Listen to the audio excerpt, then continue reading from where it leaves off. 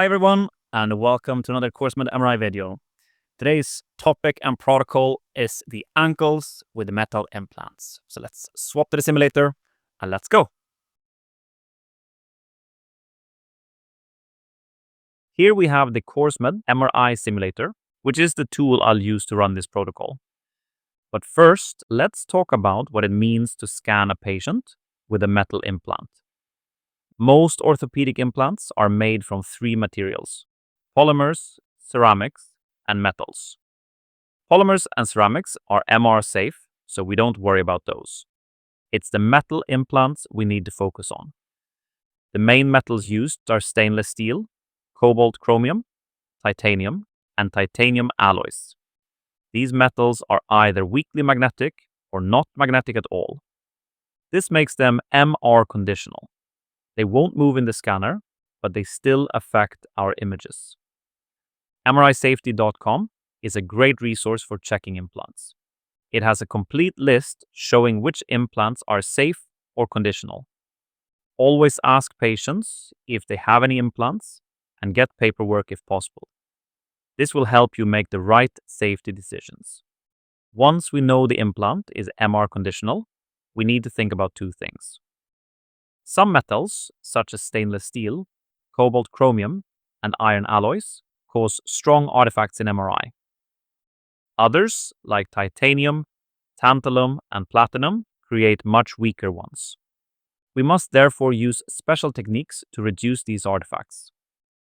Second, large implants like spinal rods or hip replacements can cause heating in nearby tissue. This happens when our radiofrequency pulses create currents in the metal. So we limit high SAR sequences and watch the patient closely during the scan. Now, let's assume our patient is already in the scanner, following all safety rules. I'll load our three localizers: axial, sagittal, and coronal. Let me scroll to the center of each view to see where the metal implant is. You can see the metal causes some signal loss and distortion in the images. Now, let's check our hardware settings. We're using a foot coil array that covers the ankle area well. This gives us good signal quality. We've selected a magnetic field strength of 1.5 Tesla and a maximum gradient strength of 45 millitesla per meter.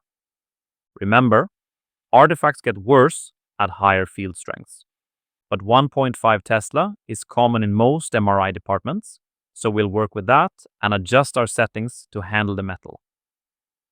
So these are the things you need to keep in mind when scanning with metal implants. Now, in any MRI protocol, we always face a trade-off between three key metrics: scan time, resolution, and signal-to-noise ratio. When we improve one of these metrics, it decreases the other two instead. So how should we balance these metrics when scanning ankles with metal implants? Metal implants create artifacts that can hide important anatomy. So we need high resolution to see structures clearly around the metal. We also need strong signal to overcome the signal loss that is caused by the metal. Therefore, you may want to slightly prioritize resolution, then SNR, and lastly scan time. Prioritizing resolution helps you see anatomy despite the metal artifacts. However, this is only a general recommendation. If your patient can't stay still for long scans, then reduce the resolution slightly to get the right balance that fits the needs of your patient and clinic. Now, what medical conditions do we look for in an ankle with implant protocol? Some of the most common conditions are implant loosening, stress fractures, and avascular necrosis. These are best detected with a T1 sequence, which makes fat bright and gives clear contrast between bone and soft tissues. Other common conditions are joint effusions, ligament tears, and tendon ruptures. These show up well on a T2 sequence, where fluid collections and fluid-related abnormalities appear bright. Finally, we have infections, bone marrow edema, and inflammatory arthritis. These can be clearly seen on a PD stir sequence, which nulls fat to highlight marrow changes and soft tissue inflammation. Now, let's add the pulse sequences for our ankle with implant protocol. When selecting our sequences, there are two different approaches we can take. The first approach is MARS, metal artifact reduction sequences. These use turbo-spin echo with a technique called view angle tilting, VAT, to reduce metal distortions. Each vendor has their own version of MARS. Siemens has Warp, GE has Maverick, and Philips has Omar. The benefit of MARS is that they come ready to scan. You simply select them from the menu and maybe make some minor tweaks. However, each MARS version only exists on their specific vendor's scanner. So MARS requires less setup, but you need to learn a different sequence for each scanner brand. The second approach is SMART, standard metal artifact reduction techniques. This starts with regular turbo-spin echo sequences that every scanner has. You then adjust parameters specifically to reduce metal artifacts, such as increase spatial resolution, raise bandwidth, and enable parallel imaging. So SMART takes slightly more work to set up. However, you can use the same SMART sequences on any scanner brand. In this video, we will use the SMART approach with the following sequences: a sagittal T1 turbo-spin echo, sagittal, coronal, and axial planes in proton density contrast using a short tau inversion recovery pulse, and an axial T2 turbo-spin echo. Let's add these sequences to our protocol list. Again, remember this is only a general recommendation, so always check your institution's guidelines. Now, let's start planning the sagittal T1 turbo-spin echo. For this plane orientation, which I will set to sagittal, we'll use the medial and lateral malleoli as anatomical references. We will angle our slices so they are perpendicular to these structures. We'll also orient our slices so they are parallel to the tibial bone. So let's first angle and center our slices in the axial view. And we'll ensure parallel orientation to the tibial bone.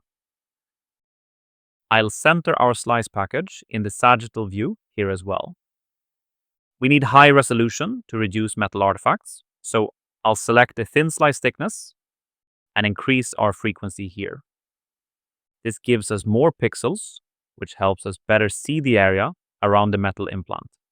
That's what radiologists really need to examine: the tissue around the implant, not the metal itself. Now let's adjust the number of slices to cover our entire ankle from right to left. We can check this coverage in both the axial and coronal planes to make sure we're not missing anything. Next, I'll set the fold-over direction to anterior-posterior. This helps steer any wraparound artifacts away from the implant, so they don't cover key anatomy on the sides of the ankle. But we still need to be careful here. If the field of view is too small in the anterior-posterior direction, parts of the foot can wrap into the image. That's why I'm setting fold-over suppression to yes. This blocks signal from outside the field of view, so it won't wrap into our scan. See this dotted line? It shows the anterior-posterior fold-over direction we just set. With suppression turned on, we avoid those wraparound artifacts that might otherwise show up. Let's check that our echo time and repetition time are right for T1 weighting. Now, as part of our metal artifact reduction approach, we'll increase the bandwidth per pixel. Here's something to keep in mind. At 1.5 Tesla, water and fat have a frequency difference of about 220 Hz. So we want our bandwidth per pixel higher than that to avoid chemical shift artifacts. When we increase bandwidth, it reduces metal artifacts, but there's a trade-off. Higher bandwidth also means lower signal-to-noise ratio. That's why we'll balance it out by adding more excitations, or NSAs. This helps us maintain good image quality. Let's also make sure parallel imaging is turned on. We're using 𝗀𝗶 with an acceleration factor of 2. This speeds up our scan time and helps reduce metal artifacts, but 𝗀𝗶 also reduces SNR since we're collecting less data. That's another reason why we need to add excitations to keep our SNR high. Finally, we've selected a turbo factor or echo train length that matches our echo time for T1 weighting. This gives us reproducible acquisition times and the higher spatial resolution we need. Now we can save this sequence and run it. Let's move on to the sagittal PD stir turbo spin echo sequence. For this one, we'll copy the sagittal T1 to keep the same geometry and planning. This way, we'll match all the spatial resolution parameters. We will again set the foldover direction to anterior-posterior. Let's check that our echo time gives proton density weighting, and we'll check the repetition time too. We want to make sure foldover suppression is set to yes. We'll also increase bandwidth per pixel to reduce metal artifacts. Now, I want to show you something important besides chemical shifts, which is echo spacing. When we increase bandwidth, our echo spacing gets shorter. Let's try an exercise. I'll go back to a lower value and you can see how echo spacing increases. See how it works? Higher bandwidth means shorter echo spacing. This reduces the geometric distortion that metal causes. Let's check that GRAPPA parallel imaging is on. We also need an inversion time that suppresses fat signal. At 1.5 Tesla, the inversion recovery pulse usually ranges from 130 to 150 milliseconds. We can adjust this time based on how dark the radiologist wants the fat to appear. The longer we make it, the darker the fat will look. Finally, we need a turbo factor that matches our echo time. This higher turbo factor keeps our scan time short while maintaining a PD contrast with some added T2 appearance, which is useful near metal. We can now save and run this pulse. Now let's continue with the coronal PD stir turbo spin echo sequence. First, we'll set up the plane orientation. I'll go to the sagittal localizer and find the central slice. Now we want to check that our slices are parallel to the lateral and medial malleoli. We'll also make them parallel to the tibial bone. Let's first adjust the angulation here in the axial view.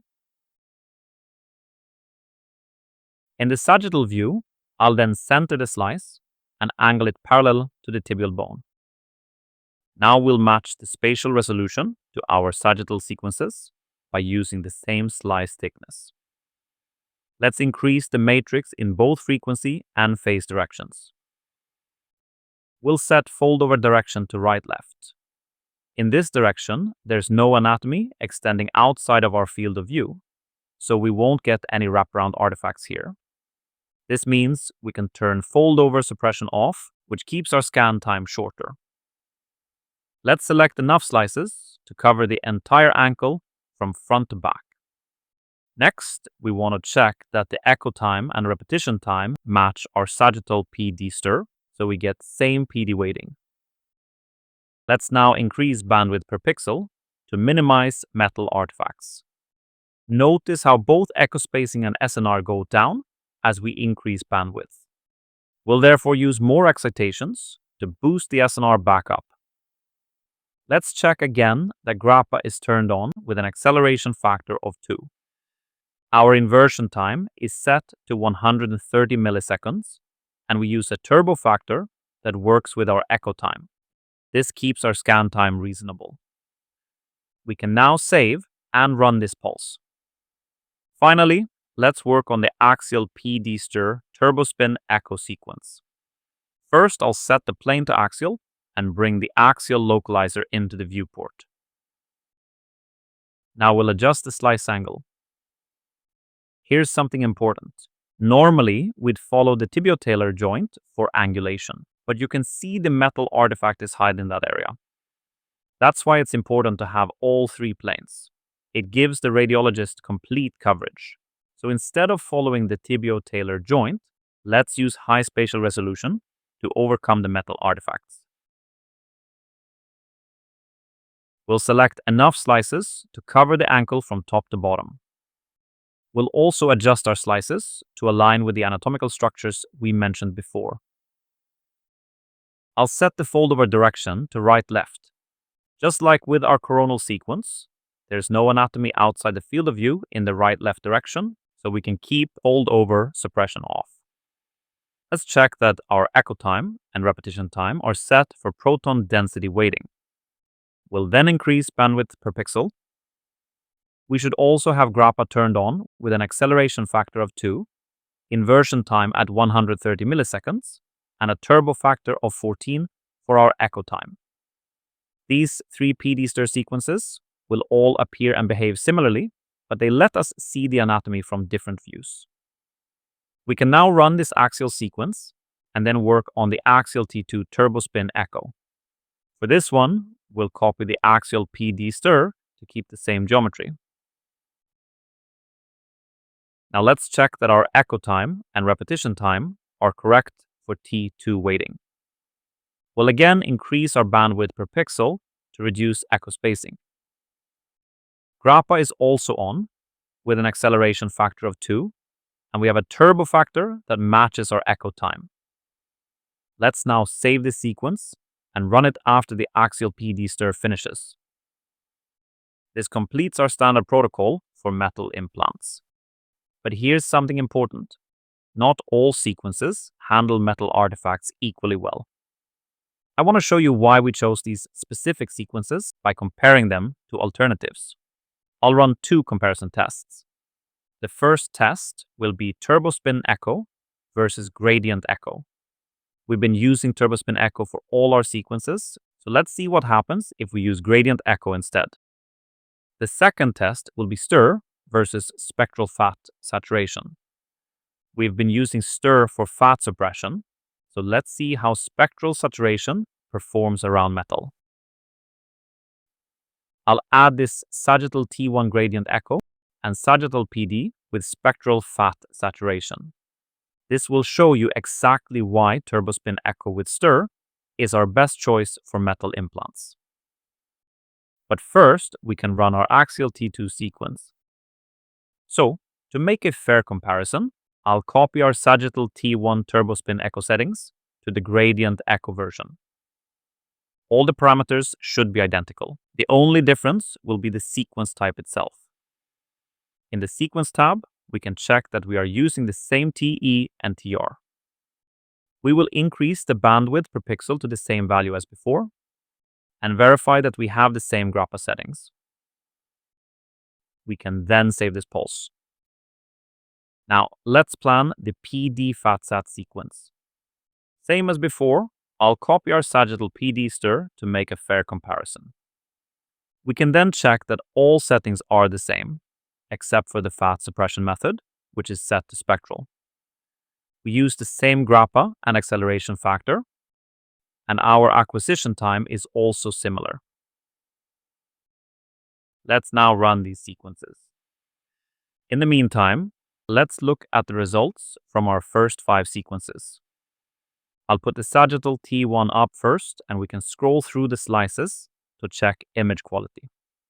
Let me adjust the window and level here. We can see that our angulation and T1 contrast look right.